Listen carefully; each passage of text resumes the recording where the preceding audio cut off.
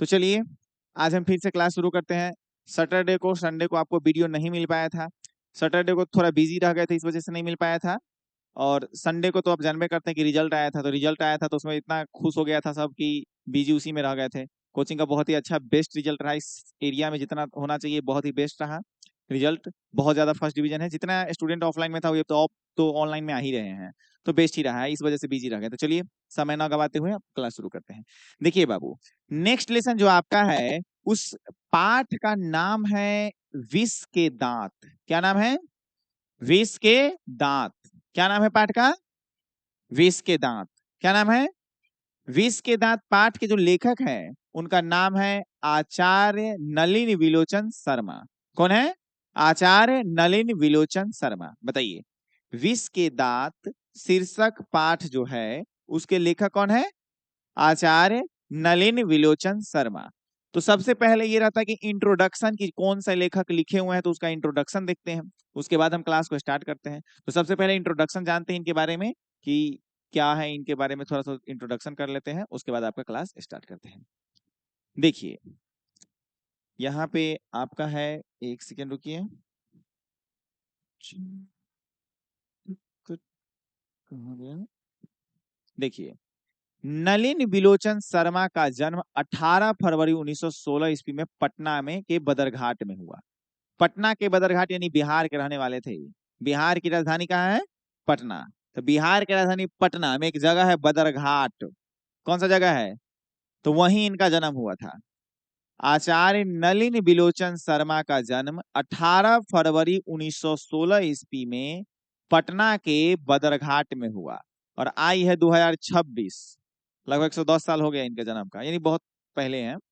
नलिन विलोचन शर्मा का जन्म 18 फरवरी 1916 ईस्वी में पटना के बदरघाट में हुआ। वे जन्मना अर्थात जन्म से भोजपुरी भाषी थे, यानी जिस क्षेत्र में उनका जन्म हुआ तो वो एरिया में ज्यादातर भोजपुरी बोली जाती थी, इसलिए क्या कहते हैं कि जन्मना कैसे थे वो? भोजपुरी भाषी। क्या थे? भोजपुरी भाषी। क्या थे? भोजपुरी भाषी। वे दर्शन और संस्कृत के प्रख्यात विद्वान। क्या कह रहे हैं? वे दर्शन और संस्कृत के प्रख्यात विद्वान महोपाध्याय पंडित राम अवतार शर्मा के ज्येष्ठ पुत्र थे, यानी भाई में बड़े थे। ज्येष्ठ मीन्स होता है बड़े। भाई में क्या थे? बड़े थे। भाई में क्या थे? बड़े। इनके पिताजी का नाम क्या हो जाएगा? पंडित राम अवतार शर्मा। क्या नाम है? पंडित राम अवतार शर्मा। आचार्य नलिन विलोचन शर्मा के पिताजी का नाम क्या है? पंडित राम अवतार शर्मा। आई बड़े भाई की छोटे भाई? बड़े भाई, ज्येष्ठ पुत्र यानी बड़े भाई थे। माता का नाम रत्नावती शर्मा। माता का नाम क्या है? रत्नावती शर्मा। पूछा गया है कई बार एग्जाम में, इस बार शायद पूछा है, यही क्वेश्चन था। माता का नाम रत्नावती शर्मा। उनके व्यक्तित्व निर्माण में पिता के पांडित्य के साथ उनकी प्रगतिशील दृष्टि की भी बड़ी भूमिका थी। यानी उनके व्यक्तित्व के निर्माण में, उनके जीवन में उनका इमेज कैसा था, किस क्षेत्र में गए, तो उन पर उनका किनका प्रभाव था? पिता का। क्या लिखा गया है? उनके व्यक्तित्व निर्माण में पिता के पांडित्य के साथ उनकी प्रगतिशील दृष्टि की भी बड़ी भूमिका थी।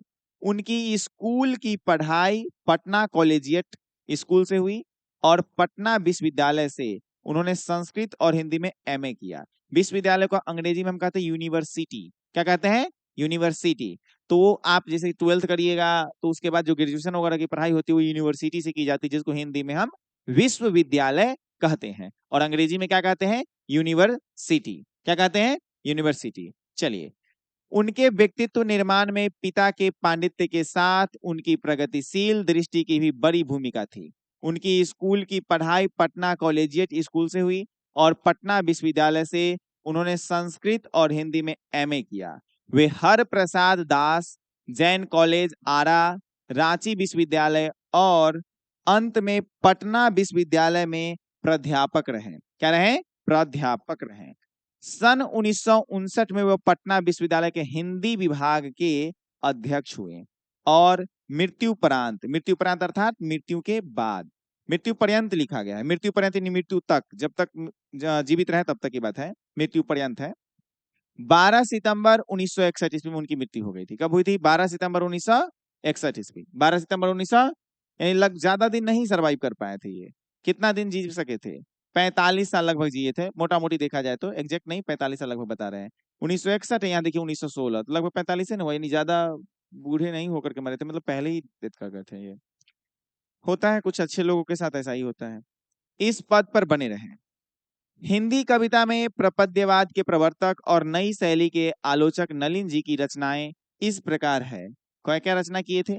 दृष्टिकोण, क्वेश्चन पूछेगा आपसे कि दृष्टिकोण के रचनाकार कौन है? क्या पूछ देगा आपसे कि दृष्टिकोण के रचनाकार कौन है? क्या पूछेगा? दृष्टिकोण के रचनाकार कौन है पूछ देता है ऑब्जेक्टिव में, ये पूछा हुआ भी होगा, नोट्स ऐसे मिलेगा तो आप देख सकते हैं। दृष्टिकोण, साहित्य का इतिहास दर्शन। क्या है? साहित्य का इतिहास दर्शन। मानदंड, क्या है? मानदंड, क्या है? मानदंड। हिंदी उपन्यास में विशेषता जैसे प्रेमचंद्र, साहित्य तत्व और आलोचना। आलोचना माने कुछ कमियां वगैरह होती है उनको बता देना, ही आलोचना कहलाता है। आलोचनात्मक ग्रंथ भी लिखे हैं। विष के दांत, विष के दांत जो है, आप यही पाठ का नाम है, ये आलोचनात्मक ग्रंथ वगैरह से है। और 17 असंग्रहित पूर्व छोटी कहानियां भी है। कहानी संग्रह भी है, यानी कहानी संग्रह करने का मतलब कहानी का बहुत सारा एक ग्रुप, उसी को कहानी संग्रह कहिए। क्या है? केसरी कुमार था नरेश के साथ, ये सब है इनका कहानी संग्रह वगैरह में। काव्य संग्रह में क्या है? नकेन के प्रबंध और नकेन। फिर आगे है, दो है, सदल मिश्र ग्रंथावली, अयोध्या प्रसाद खत्रिय स्मारक ग्रंथ, संत परंपरा और साहित्य आदि, ये सब संपादित इनके ग्रंथ वगैरह है, पुस्तक वगैरह ग्रंथ वगैरह है, ये हैं इनके कृति वगैरह। आलोचकों के अनुसार प्रयोगवाद का वास्तविक प्रारंभ नलिन विलोचन शर्मा के कविताओं से हुआ है और उनकी कहानियों में मनोवैज्ञानिकता के तत्व समग्रता से उभर कर आए हैं। आलोचना में वे आधुनिक शैली के समर्थक थे। वे कथ्य, शिल्प, भाषा आदि सभी स्तरों पर नवीनता के आग्रही लेखक थे। उनमें प्रायः परंपरागत दृष्टि एवं शैली की का निषेध तथा आधुनिक दृष्टि का समर्थन है। आलोचना की उनकी भाषा गठी हुई और संकेतात्मक है। उन्होंने अनेक पुराने शब्दों को नया जीवन दिया जो आधुनिक साहित्य में पुनः प्रतिष्ठित हुए। यानी इनका हिंदी के में देखा जाए तो इनका काफी ज्यादा योगदान हो रहा है। किनका? आचार्य नलिन विलोचन शर्मा का। यह कहानी जो है आप पढ़ने वाले हैं, विष के दांत था अन्य कहानियां नामक कहानी संग्रह से ली। पूछा हुआ क्वेश्चन कई राउंड का है कि जो आप विष के दांत जो पाठ है कहां से लिया गया है? अन्य कहानियां से। कहां से लिया गया है? अन्य कहानियां से। कहां से लिया गया है? अन्य कहानियां से। कहानियां से लिया गया है, संग्रह से लिया गया है। यह कहानी कैसा कहानी है जो आप पढ़ने वाले हैं? विष के दांत। अब क्वेश्चन पूछ देगा एग्जाम में कि विष के दांत जो कहानी है वो किस प्रकार की कहानी है, यानी हमारे समाज के किस वर्ग के बारे में उजागर करता है, बताता है। तो देखिए आंसर, यह कहानी जो आप पढ़ने जा रहे हैं विष के दांत, यह कहानी विष के दांत तथा अन्य कहानियां नामक कहानी संग्रह से ली हुई है। यह कहानी मध्य वर्ग के अनेक अंतर विरोधों को उजागर करती है। कहानी का जैसा ठोस सामाजिक संदर्भ है वैसा ही स्पष्ट मनोवैज्ञानिक आशय भी।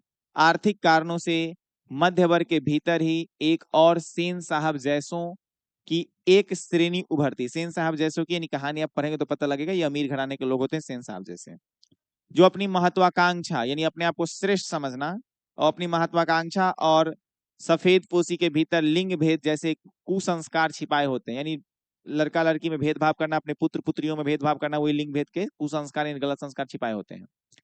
तो दूसरी ओर गिरधर जैसे नौकर पेशी निम्न मध्यम वर्गीय व्यक्ति की श्रेणी है। इस कहानी में दो तरह के व्यक्ति हैं, एक है सेन साहब जो अमीर घराने के हैं, जो कारखाने के मालिक भी हैं, और एक है गिरधर। गिरधर जो है उनके जो उनके कंपनी है उसमें एक क्लर्क है यानी मध्यम वर्ग का है। उनका दोनों का जीवन दिखाया गया है कि किस तरह से समाज में कैसे लोग होते हैं, उनका सोच क्या होता है, जो अनेक तरह से थोपी गई बंदिशों के बीच भी अपने अस्तित्व को बहादुरी एवं साहस के साथ एक सेकेंड बचाए रखने के लिए संघर्षरत है। यह कहानी सामाजिक भेदभाव, लिंग भेद, आक्रामक स्वार्थ की छाया में पलते हुए प्यार दुलार के कुपरिणामों को उभारती हुई सामाजिक समानता एवं मानवाधिकार की महत्वपूर्ण वानगी पेश करती है। इन इस कहानी में ये सब हम पढ़ने वाले हैं। चलिए, तो आपको इसमें से क्या क्या याद रखना है इनके जीवन में से, तो आप ज्यादा नहीं रखिएगा, आपको नोट्स प्रोवाइड करा दिया जाएगा। अब इसको एक बार समझा देते हैं आपको क्या याद रखना है, इसमें ज्यादा नहीं रखिएगा, ज्यादा दिमाग खराब नहीं करना है आपको। सब पढ़ करके। बस इतना याद रखिएगा, आचार्य नलिन विलोचन शर्मा का जन्म कब हुआ, क्या याद रखिएगा, आचार्य नलिन विलोचन शर्मा का जन्म कब हुआ, याद रखिएगा, क्या याद रखिएगा, याद रखिएगा आपकी इनका जन्म हुआ 18 फरवरी 1916 ईस्वी को। कब जन्म हुआ, 18 फरवरी 1916 ईस्वी को। 18 फरवरी 1900। पिताजी का नाम क्या था, पंडित राम अवतार शर्मा, पंडित राम अवतार, पंडित राम अवतार शर्मा। और माता जी का नाम रत्नावती देवी, हाँ शर्मा ही लगा हुआ है। माता जी का नाम क्या था, माता जी का नाम क्या था, रत्नावती शर्मा। क्या नाम था, रत्नावती शर्मा। क्या नाम था,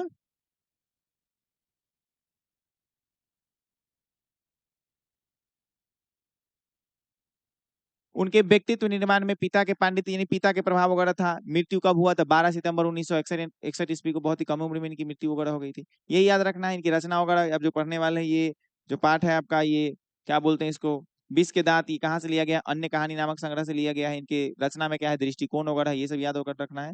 ज्यादा कुछ खास नहीं है, यही आपको ध्यान रखना है, फिर नोट्स में आपको प्रोवाइड कर देंगे। अब हम कहानी शुरू करते हैं। जो सबसे रोमांचक और इंटरेस्टिंग कहानी है आपका, एकदम पढ़िए। अब देखिए, समझते हैं विष के दांत। पाठ का नाम क्या है, विष के दांत, विष के दांत। देखिए विष कौन है, दांत किसका तोड़ते हैं, समझते हैं। पाठे का टाइटल कर दिया गया विष के दांत। आपको व्हाइट बोर्ड पर हम थोड़ा बड़ा कर देते हैं, इस पैनल पे इंक्रीज नहीं हो रहा है, इसमें पैनल में क्या हो जाता है, कीड़ा बैठ जाता है यहाँ पे, दिक्कत करता रहता है इसको। बउआ 1 मिनट रुक जाइए, हो जाएगा तुरंत, एकदम बड़ा हो गया। देखिए अब आपको दिख रहा है, ऑनलाइन में दिख रहा है, ऑनलाइन में ठीक है। किधर, उस साइड, 1 सेकेंड, हो जाएगा, ठीक है। उधर, अब ठीक है था, परफेक्ट होगा। चलिए अब हम पढ़ाते हैं आपको।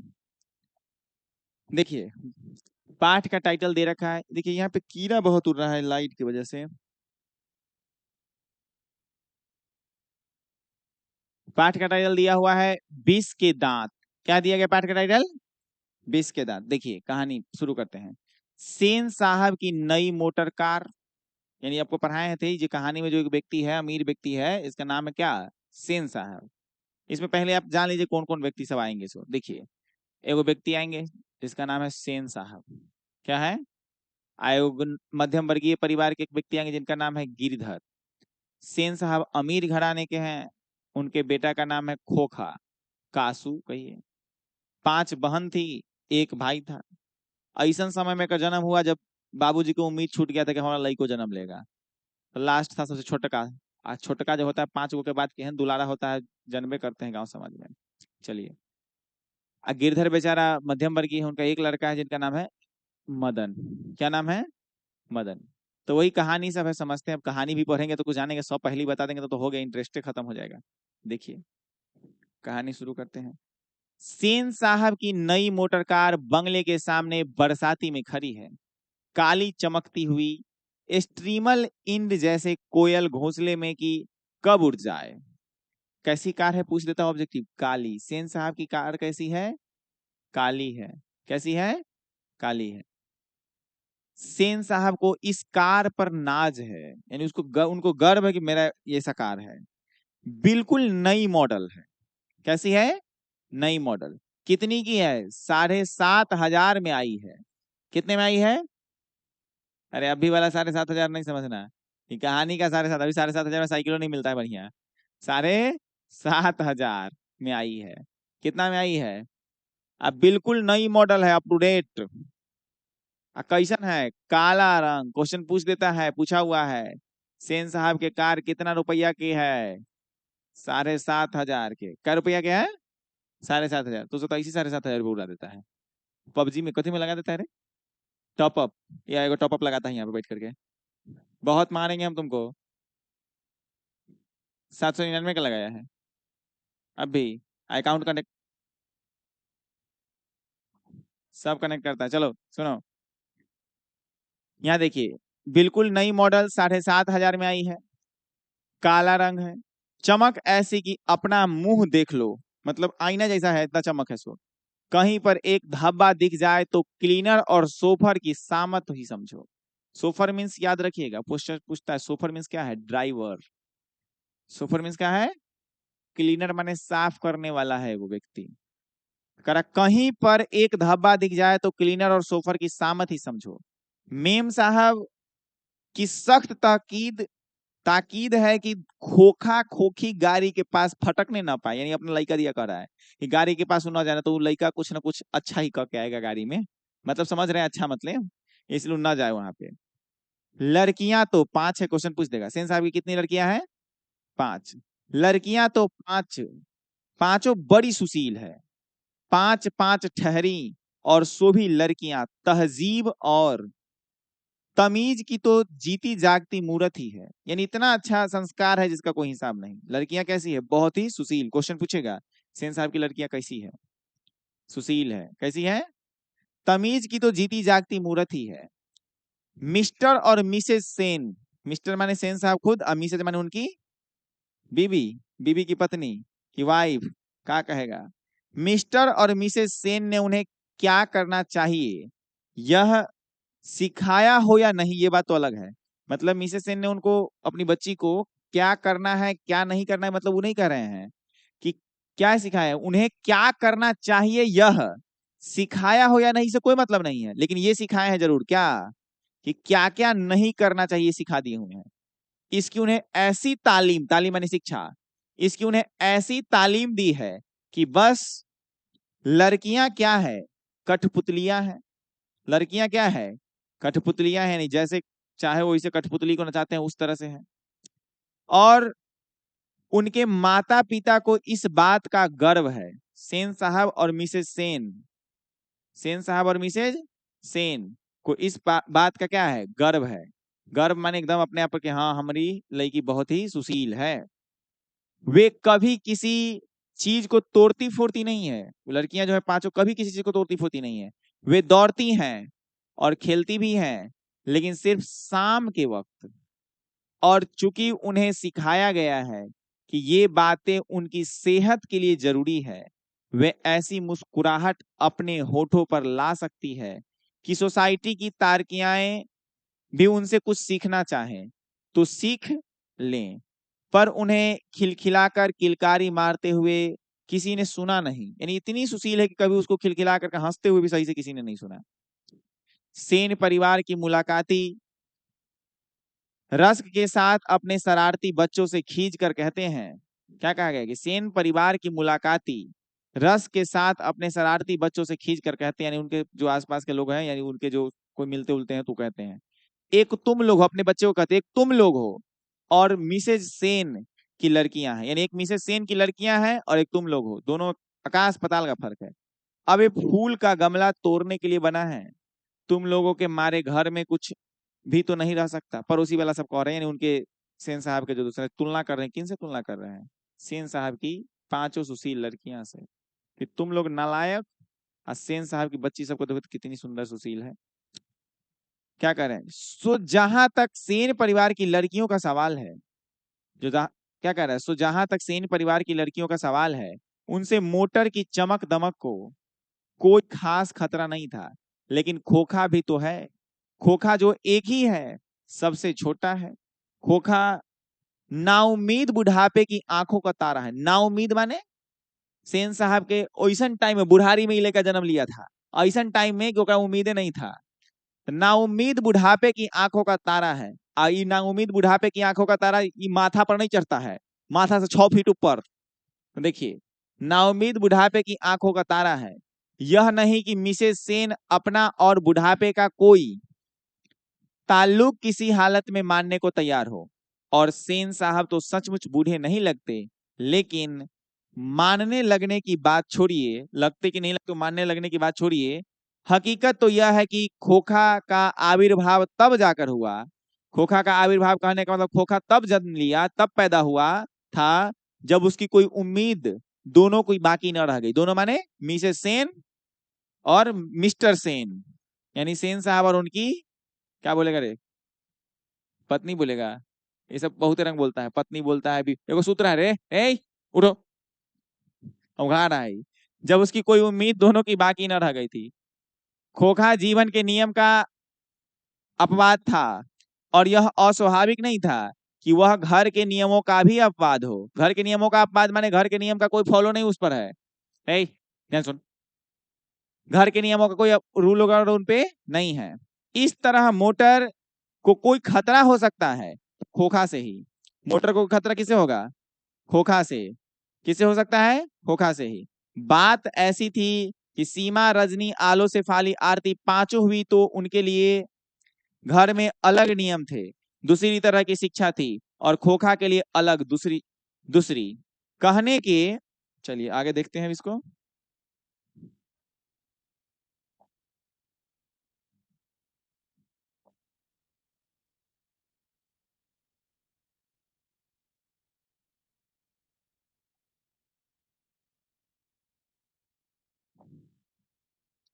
कहने के लिए तो सेनों का कहना था कि खोखा आखिर अपने बाप का बेटा ठहरा। अब पता नहीं वो पांचों कहाँ की थी। तो सेनों ने का कहना था कि खोखा आखिर अपने बाप का बेटा ठहरा। उसे तो इंजीनियर है, क्या कह रहा है, इंजीनियर होना है। क्या बनना है उसको? इंजीनियर होना है। अभी से उसमें इसके लक्षण दिखाई पड़ते थे। किसमें? खोखा में। सेन साहब का कहना था, क्या कहना था कि ये अपना बापे के बेटा है, दूसरे के ना है, ये अपना बाप के बेटा है, इसलिए इसमें क्या लक्षण नजर आ रहा है? इंजीनियर का। इसलिए ट्रेनिंग भी उसे वैसी ही दी जा रही थी। बात यह है कि खोखा के दुर्ललित स्वभाव के अनुसार ही सेनों ने सिद्धांतों को भी बदल लिया था, यानी अपना रूल बदल लिया था। रूल क्या था कि उनकी लड़कियां कितनी सुशील थी, एक लिए सब रूल फॉलो, खत्म, कोई दिक्कत नहीं, तुझे करना है से कर। बदल लिया था। अक्सर ऐसा होता है कि सेन परिवार के दोस्त आते हैं, भड़कीले ड्राइंग रूम में बैठते हैं और बातचीत के लिए विषय का अभाव होने पर चर्चा निकल पड़ती है कि किसका लड़का क्या करेगा। चर्चा क्या होती है? किसका लड़का क्या करेगा। बातचीत हो जाता है, बैठे रहते हैं लोग सब तक कि क्या करेगा ओकर लड़का, तोहर लड़का क्या कर रहा है, फन्ना क्या कर रहा है। तो सेन साहब क्या फरमा रहे सुनिए। तब सेन साहब बड़ी मौलिकता और दूरंदेशी के साथ फरमाते हैं। कैसे कहते हैं? मैं तो अपना खोखवा को बनाने जा रहा हूं इंजीनियर, एकदम इसी अंदाज में। क्या करे फिर सुनिए। तब सेन साहब बड़ी मौलिकता और दूरंदेशी के साथ फरमाते हैं कि वह तो अपने लड़के को अपने ढंग से ट्रेंड करेंगे। करेंगे क्या? कर रहे हैं। आजकल की पढ़ाई लिखाई तो फिजूल है। क्या कहते हैं कि आजकल की जो पढ़ाई लिखाई क्या है? फिजूल है, कोई काम का नहीं है। वह तो उसे अपनी तरह बिजनेसमैन, इंजीनियर बनाना चाहते हैं। अब देखिए ना, सेन साहब कहते हैं खोखा 5 साल का हो रहा है। सेन साहब क्या कह रहे हैं? खोखा 5 साल का हो रहा है। लोग कहते हैं कि उसे मैं किंडरगार्टन स्कूल में भेज दूं। मतलब क्या कहते हैं? उसे किंडरगार्टन स्कूल में भेज दो। किंडरगार्टन यानी केजी स्कूल, आप लोग पढ़े हो जाएगा। LKG, UKG वही है, लोअर किंडरगार्टन है ना। किंडरगार्टन, लोअर किंडरगार्टन, UKG का अपर किंडरगार्टन। करे वही स्कूल में भेज दीजिए। 3 साल के बाद तो भेज ही दिया जाता है ना, नर्सरी, LKG, UKG। उसे किंडरगार्टन स्कूल में भेज दो।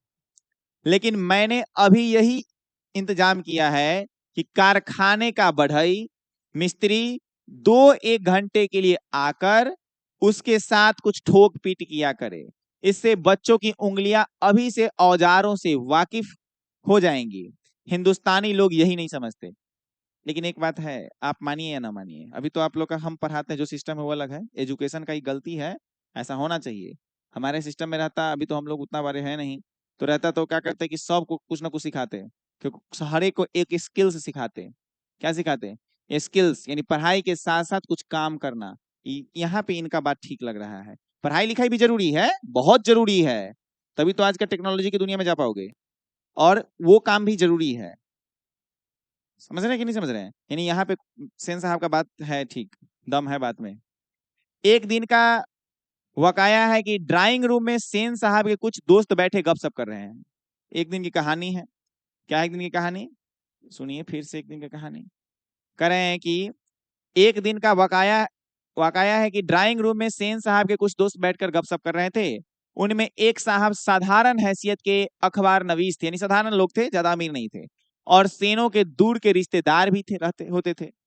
साथ में उनका लड़का भी था, जो था तो खोखा से भी छोटा पर बड़ा समझदार और होनहार मालूम पड़ता था। किसी ने उसकी कोई हरकत देखकर उसकी कुछ तारीफ कर दी और उन साहब से पूछा कि बच्चा स्कूल तो जाता ही होगा। इसके पहले कि पत्रकार महोदय कुछ जवाब देते, सेन साहब शुरू हो गए। सेन साहब ने शुरू किया, मैं तो खोखा को इंजीनियर बनाने जा रहा हूं। और वे ही बातें दोहराकर वे थकते नहीं थे, बार बार मैं तो खोखा को इंजीनियर बना रहा हूं, जैसे बनाइए दिए हो। पत्रकार महोदय चुप मुस्कुराते रहे।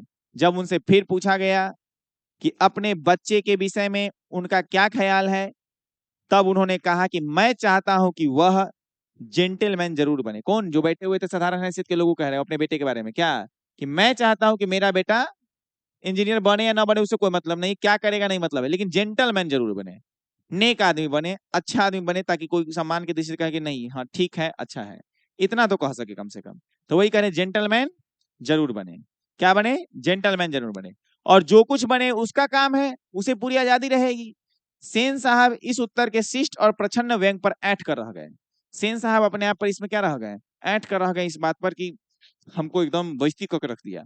हाँ, अब हम ये नहीं कह रहे हैं जैसे सेन साहब की बात को कहें कि ठीक कह रहे हैं, तो हम ये नहीं कह रहे कि सेन साहब जो कह रहे हैं कि हम अपना खोखबा के इंजीनियर बनाएंगे वो सही कह रहे हैं।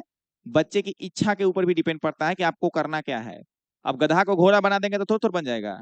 अब जो जिस लायक होगा वही ना बनेगा भाई, है कि नहीं? जो जिस लायक है उसको वही बनने दो, जबरदस्ती क्या है? पढ़वे किए पिछल का क्लास में श्रम विभाजन जाति प्रथा। चलिए चलिए हो गया, सेन साहब एकदम ऐठ गए। तभी बाहर शोरगुल सुनकर सेन साहब उठने लगे। कुछ बाहर शोरगुल हुआ, इस पर सेन साहब उठने लगे तो उनके मित्रों ने भी जाने की इच्छा प्रकट की और उन्हीं के साथ बाहर आए। बाहर सेन साहब का शोफर यानी ड्राइवर एक औरत से उलझ रहा था। औरत के पास एक 5-6 साल का बच्चा खड़ा था जिसे वह रोकने की कोशिश कर रही थी, क्योंकि बच्चा बार बार सोफर की ओर झपटता था। सोफर एंड ड्राइवर, सेन साहब के ड्राइवर को बार बार झपट रहा था वो लड़का। और वो जो महिला थी वो क्या कर रही थी? बच्चा को रोकने की कोशिश कर रही थी। सेन साहब को देखकर औरत सहम गई, एकदम कांप गई ऐसा। सोफर ने साहब की ओर बढ़कर अदब के साथ कहा, देखिए साहब, मदन गाड़ी को छू रहा था। क्या कह रहा है? मदन गाड़ी को छू रहा था, गाड़ी गंदी हो जाती। मैंने मना किया तो लगा, क्या कह रहा है? मैंने मना किया तो लगा कहने जा जा, तो मैंने उसे पकड़कर अलग कर दिया। इस पर मुझको मारने दौड़ा। अब उसकी माँ भी आकर खामखा मुझसे उलझ रही है। मदन की माँ कुछ कहना चाहती थी, लेकिन सेन साहब के सटे होठ एकदम ऐसे पूरा इसी अंदाज में एकदम सटे होठ में एकदम दांत पर दांत बैठा के कह रहे हैं, देखकर चुप रह गई। सेन साहब के बड़े संयत पर कठोर स्वर में कहा, मदन की माँ, मदन को ले जाओ और देखना वह फिर ऐसी हरकत ना करे। कौन हरकत? गौरी के छुए वाला। थोड़ा सा लेकिन खचरा रहेगा तो गौरी के छुएगा, कहीं डाले के फोड़ देगा पत्थर मार करके, पक्का फोड़िए देगा तू सब। क्या छुए गए था का किया, लड़का के धकेल दिया था मदन के, घुटना से खून आ रहा था, ब्लड।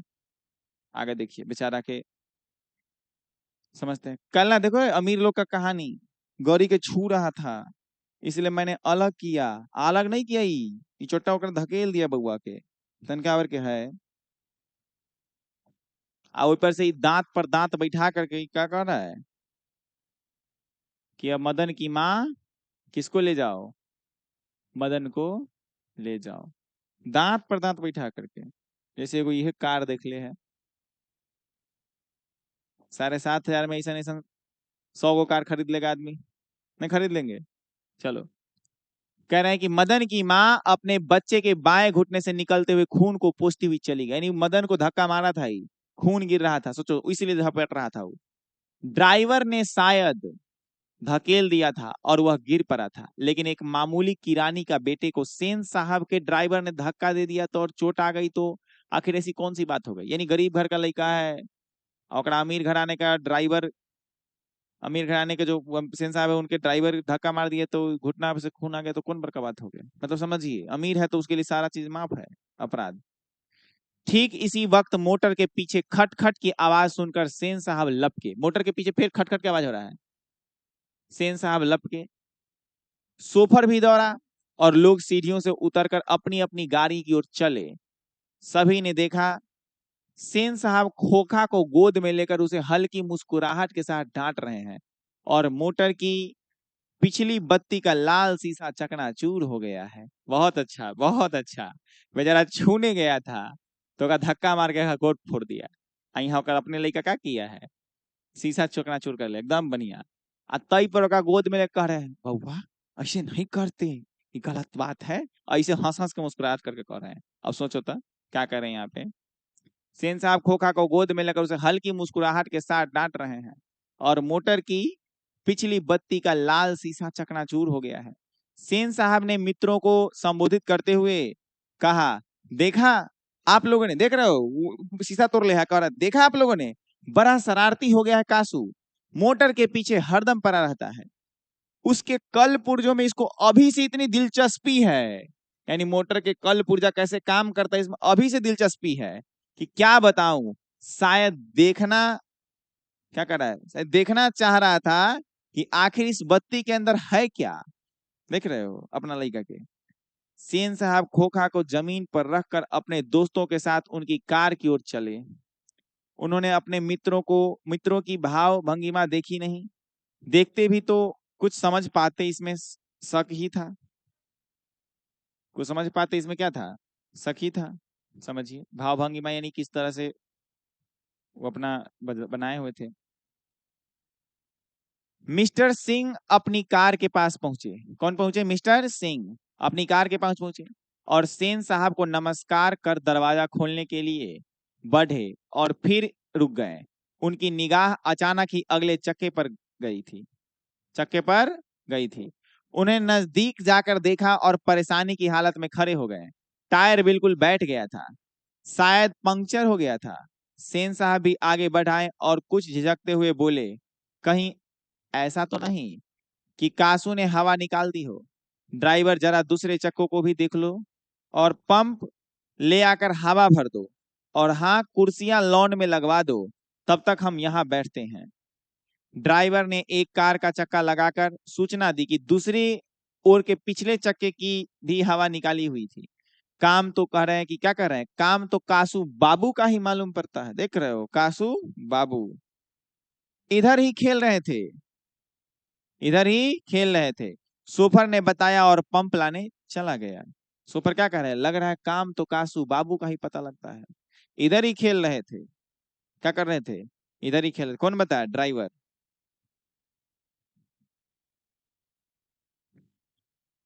मुखर्जी साहब की गाड़ी सकुशल थी और वह अपने और पत्रकार महोदय के परिवार के साथ चलते बने।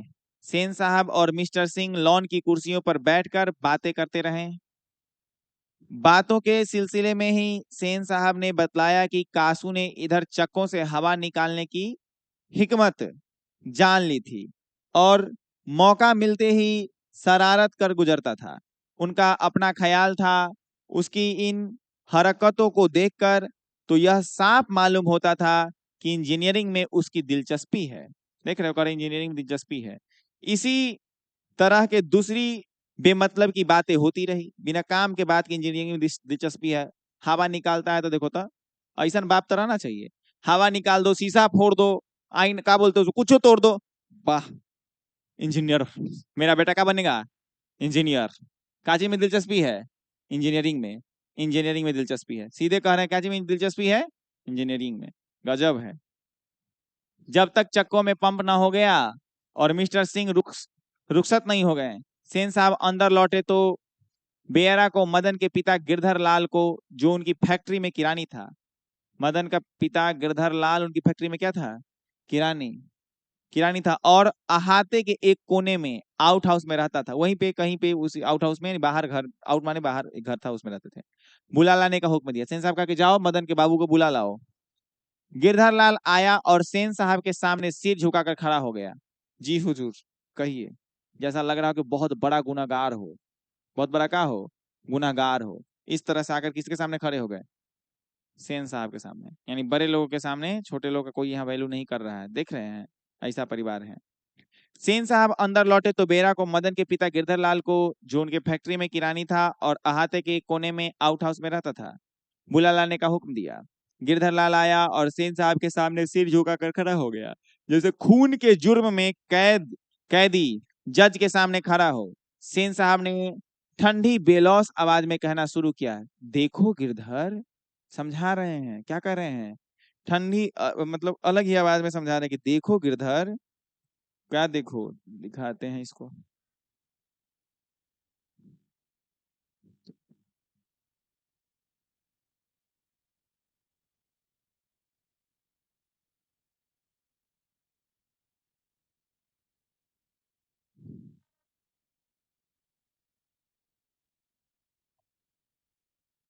कह रहे देखो गिरधर, मदन आजकल बहुत शोक हो गया है। काहे ला कंप्लेन कर रहा है? कंप्लेन वही बात ला कर रहा है कि वो गौरी को छू रहा था, घुटना फोड़िए दिया, हाँ, मम्मी के ओकरा सुनाइए दिया बढ़िया से, और ओकरा बाबू के बुलेले है। क्या कह रहा है कि आजकल मदन काफी शोक हो गया है। देख रहे हो कहते कंप्लेन, गरीब घर का लड़का है, इसलिए इसलिए बोलते पढ़ लिखा पैसा वाला बन तू सर। मदन आजकल बहुत शोक हो गया है, मैं तुम्हारी और उसकी भलाई चाहता हूँ।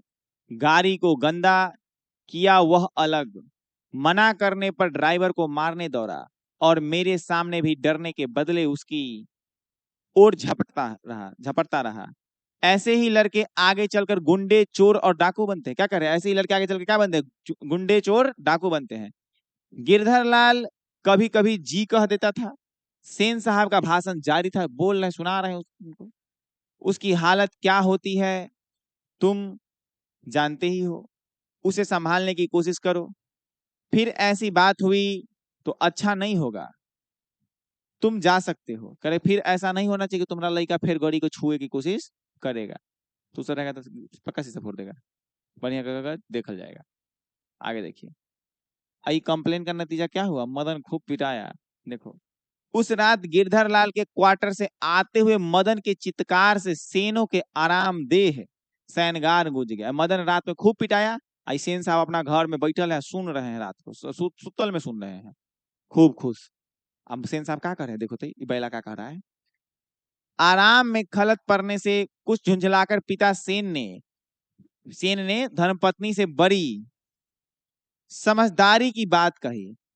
कहा गिरधर खुद समझदार आदमी है, उसकी बीवी ने ही लड़के को बिगाड़ दिया है, मदन की यही दवा है, यानी इसी पीटे ठीक हो जाएगा।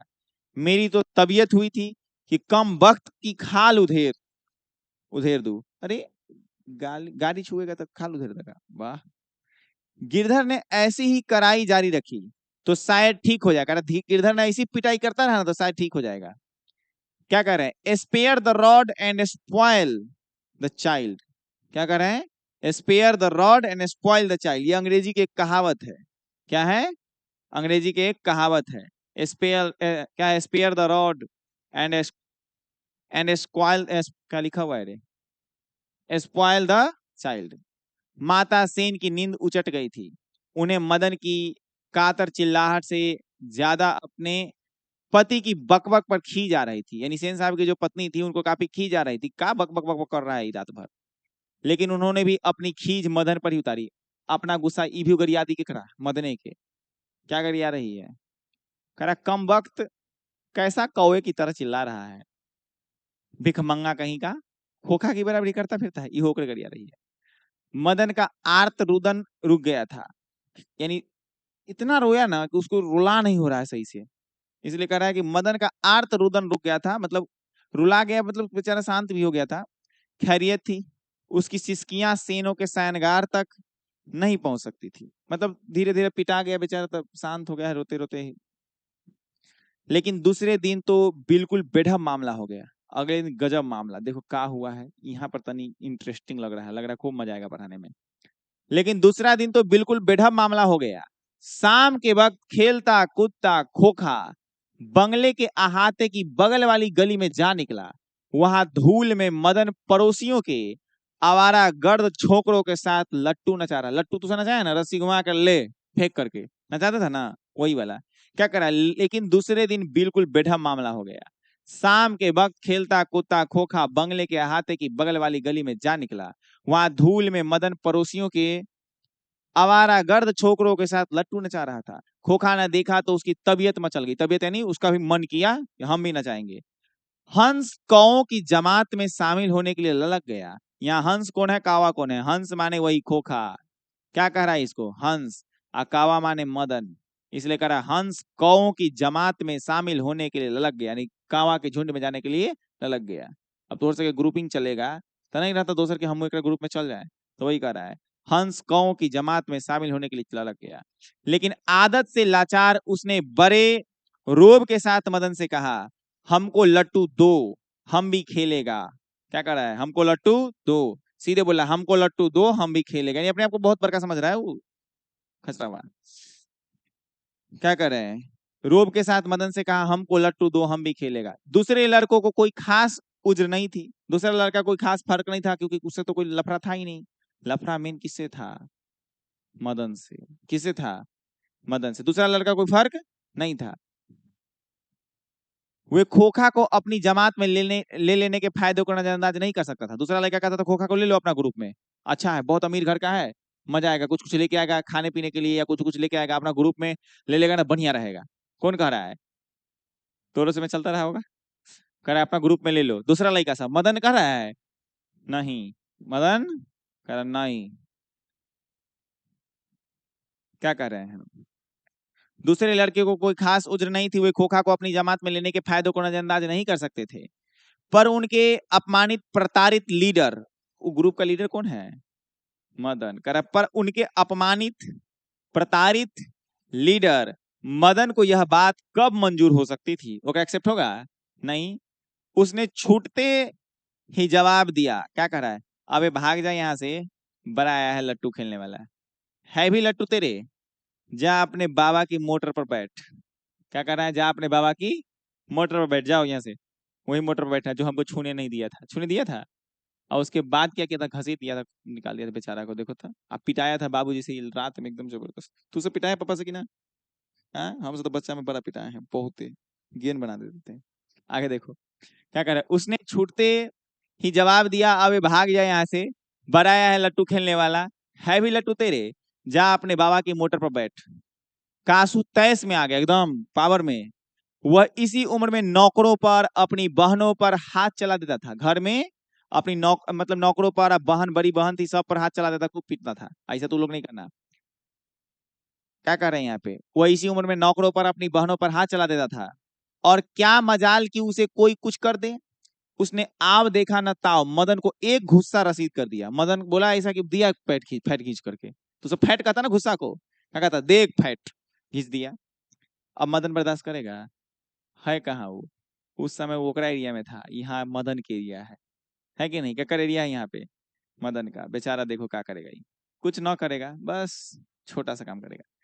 चोर गुंडा डाकू होने वाला मदन भी कब मानने वाला था? वह झट कासू पर टूट पड़ा।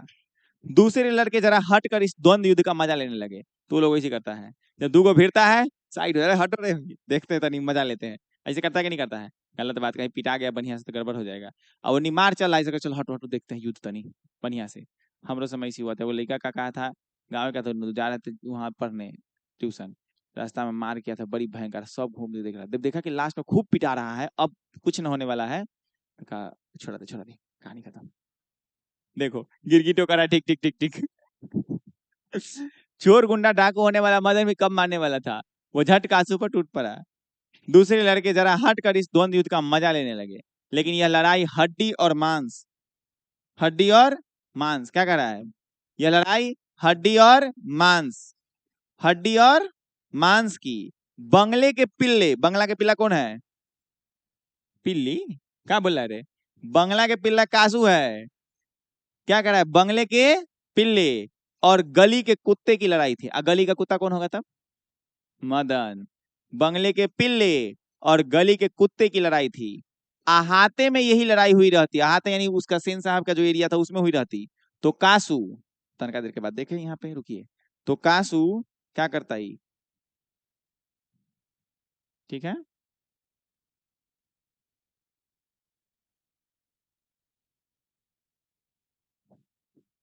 तो कासू शेर हो जाता। नहीं दिख रहा है? तो कासू शेर हो जाता। वहां से तो 1 मिनट बाद ही वह रोता हुआ जान लेकर भाग निकला। कहां से? मदन जब थूरने लगा उसको तो निकला वहां से भाग करके। महल और झोपड़ी वालों की लड़ाई में अक्सर महल वाले जीतते हैं।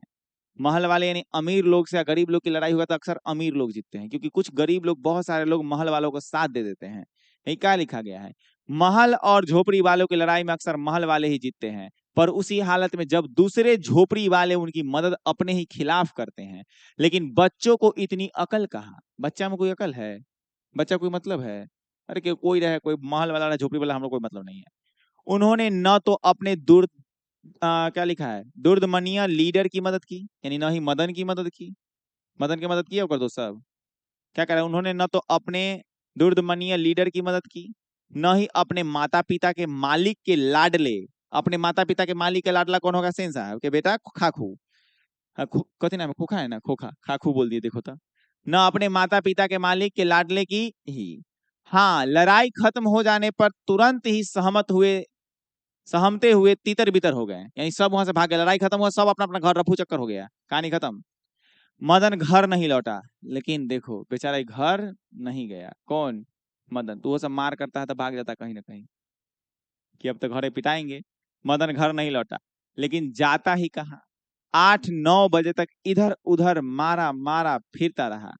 फिर भूख लगी तो गली के दरवाजे से आहिस्ता आहिस्ता घर में घुसा। उसके लिए मार खाना मामूली बात थी। डर था तो यही कि आज मार और दिनों से भी बुरी होगी। लेकिन उपाय ही क्या था? वह पहले रसोई घर में घुसा। मां नहीं थी किचन में, रसोई घर में। बगल के सोने वाले कमरे से बातचीत की आवाज आ रही थी, हल्का हल्का। उसने इत्मीनान के साथ भर पेट खाना खाया। फिर दरवाजे के पास जाकर अंदर की बातचीत सुनने की कोशिश करने लगा कि मम्मी पापा का बतिया रहे दोनों। उसे बड़ा ताज्जुब हुआ। उसके बाबू गरज तरज नहीं रहे थे, उसके पिताजी गुस्सा नहीं थे, कुछ नहीं कि मदन होकर दांत तोड़ दिया है। लेकिन दांत तोड़ेगा बाद में, देखिए ना, मतलब बताएगा कहानी में, वो तो तोड़ दिया वो खनिया पीट पाट के था। उसके पिताजी गरज तरज नहीं रहे थे। उसकी अम्मा ने कोई बात पूछी जिसे वह ठीक से सुन नहीं सका, तो उसके बाबू ने झल्ला कर कहा, अरे भाई बतलाया तो। क्या बतलाया? साहब ने सिर्फ यही कहा आज, यानी साहब कौन साहब? सेन साहब के ऑफिस में गए थे गिरधर लाल। तो क्या कह रहा है यहाँ पे कि साहब ने सिर्फ यही कहा कि आज से तुम्हारी कोई जरूरत नहीं, कल से मकान छोड़ देना और अपनी तनख्वाह ऑफिस से ले लेना। मदन के काम की कोई बात नहीं हो रही थी। मदन क्या किया नहीं किया उसे कोई मतलब नहीं, सीधे क्या कह रहा है, आज से तुम्हारी कोई जरूरत नहीं है। उसके पिताजी को बोला आज से तुम्हारी कोई जरूरत नहीं है, ऑफिस से सैलरी ले लेना, बस काम कहीं और देख लेना। मदन के काम की कोई बात नहीं हो रही थी। उसकी सजा की तजवीज होती रहती तो सुनने की कोशिश भी करता। वह दबे पांव बरामदे में रखी चारपाई की तरफ, चारपाई माने अपना सके देसी भाषा में होता खटिया, वह दबे पांव बरामदे में रखी चारपाई की तरफ सोने के लिए चला तो अंधेरे में उसका पैर लोटे से लग गया। लोटे की ठन ठन की आवाज सुनकर गिरधर बाहर निकल आया। मदन की अम्मा भी उसके साथ थी। मदन चौंक कर घुमा और मार खाने की तैयारी में आज छाती क्या कर रहा है, मार खाने की तैयारी में आज छाती को अपने हाथों से बांध कर खड़ा हो गया। ऐसे एकदम कि अब हम पिटाएंगे। कौन खड़ा हो गया?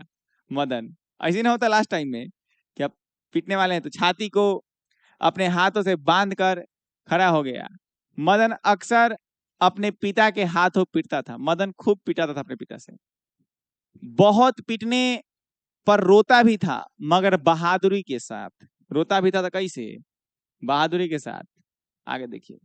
गिरधर निस्सहाय निष्ठुरता के साथ मदन की ओर बढ़ा, लगा कि बढ़िया से पीटेगा। मदन ने अपने दांत भींच लिए, दांत पर दांत बैठा एकदम कि अब पिटाएंगे हम। दांत भींच लिए कौन? मदन, कि अब क्या होगा समझ में नहीं आ रहा है। गिरधर मदन के बिल्कुल पास आ गया था कि अचानक वह ठिठक गया। उसके चेहरे से नाराजगी का बादल हट गया उसने लपक कर मदन को हाथों से उठा लिया। मदन हक्का बक्का अपने पिता को देख रहा था, यानी एकदम चौंक कर देखा। हक्का बक्का माने चौंक गया, ये क्या हुआ? आई तो हमको लगा था बढ़िया से मारेंगे, तनी बॉडी मसाज हो जाएगा बढ़िया से, लेकिन कुछ नहीं हुआ है। कौन चौंक गया? मदन। क्वेश्चन पूछेगा कि मदन हक्का बक्का क्यों रह गया, तो क्या बोलिएगा कि मदन अपने बाबूजी से रोज रोज पिटाता था। पिटाता कि नहीं पिटाता था? हाँ, तोरा समझ से कोई है कि खूब पिटाता है? क्यों पिटाता है? वो मम्मी से पिटाता है। तो चलो, बाबूजी से रोज रोज पिटाता था, लेकिन अचानक एक दिन क्या किया था? अच्छा पहली कहानी बोलना होगा कि मदन ने एक दिन खो खा के 2 दांत तोड़ दिए थे। इस पर उसे लगा कि आज तो मार और दिनों से भी बुरी पड़ेगी, लेकिन उसे पीटने के बजाय छाती से लगा लेते हैं। इस पर मदन हक्का बक्का रह गया। यही लिख देना है, हो गया। मदन हक्का बक्का अपने पिता को देख रहा था। उसे याद नहीं उसके पिता ने कब ऐसे उसे इस तरह से प्यार किया था। अगर कभी किया था तो गिरधर उसी बेपरवाही, उल्लास और गर्व के साथ बोल उठा जो किसी के लिए भी नौकरी से निकाले जाने पर ही मुमकिन हो, यानी मेरे मतलब किसी के लिए भी नौकरी से निकाले जाने पर ही मुमकिन हो सकता है। शाबाश बेटा, एक तेरा बाप है और तूने तो बेखोखा के 2-2 दांत तोड़ डाले। हाँ हाँ, हंसने लग गए। इस पर मदन क्या हो गया? हक्का बक्का। कहानी कैसा लगा? एक कमेंट में आंसर देना दीजिएगा आप लोग, कमेंट वाला लोग, और ऑफलाइन वाला लोग से तो कहानी हम देख ही रहे हैं कैसा लग रहा है। चलिए, कहानी का जो क्वेश्चन आंसर है ये 4 गो यहाँ पर है। इससे ज्यादा क्वेश्चन हम किए हुए हैं, इसमें व्याख्या वगैरह भी है, बहुत सारा है 14 क्वेश्चन। जितना इंपॉर्टेंट है, जो एग्जाम के लिए बेस्ट है, जो प्रीवियस है, वो सब क्वेश्चन ऑब्जेक्टिव सब्जेक्टिव सब एक ही क्लास में कल प्रोवाइड करा दिया जाएगा। अभी चैप्टर खत्म हुआ है, इसके जितना इंपॉर्टेंट होंगे सब करा दिए जाएंगे कल। तो कल की क्लास में आपको पूरा करा दिया जाएगा। तब तक के लिए रहने देते हैं, तो विशेष कल की क्लास में पढ़ेंगे। चलिए, जय हिंद, नेक्स्ट टुमारो।